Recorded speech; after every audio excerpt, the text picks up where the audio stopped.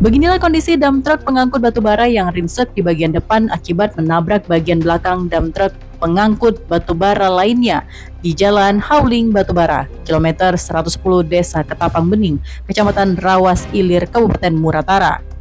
Sang supir tewas di lokasi kejadian akibat terjepit di kabin dump truck yang dikemudikannya.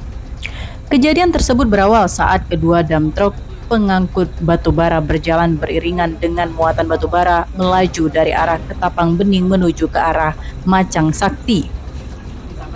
Lalu pada posisi jalan sedang berjalan beriringan di kilometer 110 jarak pandang terbatas dikarenakan jalan berdebu.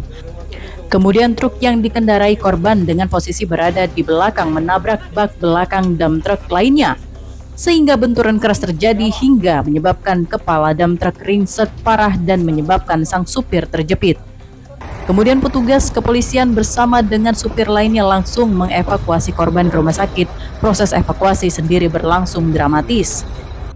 Benar pada hari Selasa tanggal 14 Juni 2026 sekira pukul 10 waktu Indonesia Barat di Jalan Hauling Batubara KM 110 Desa Ketapang Bening, Kecamatan Rawas Ilir, Kabupaten Muratara Utara telah terjadi peristiwa kecelakaan lalu lintas yang mengakibatkan satu orang atas nama Dodi meninggal dunia di TKP.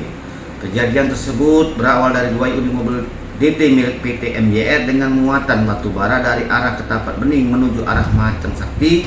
Kemudian posisi jalan yang sedang beriringan di KM 110 dalam posisi pada saat di TKP jarak pandang terbatas karena debu. Kemudian mobil DT milik PT MJR yang berada di posisi belakang menabrak bak belakang mobil PT DT sesamanya rekannya, sehingga sopir DT atau nama Dedi terjepit di dalam kabin mobil dan meninggal di TKP. Saat ini korban tewas Dodi warga Lubuk Kemang, Kecamatan Rawas Ulu sudah dibawa ke rumah duka dan dimakamkan oleh pihak keluarga. Dan kasus kecelakaan ini sudah ditangani Polres Muratara guna proses penyelidikan lebih lanjut penyebab kecelakaan. Dari Muratara, Sumatera Selatan, Sudirman Ainus melaporkan.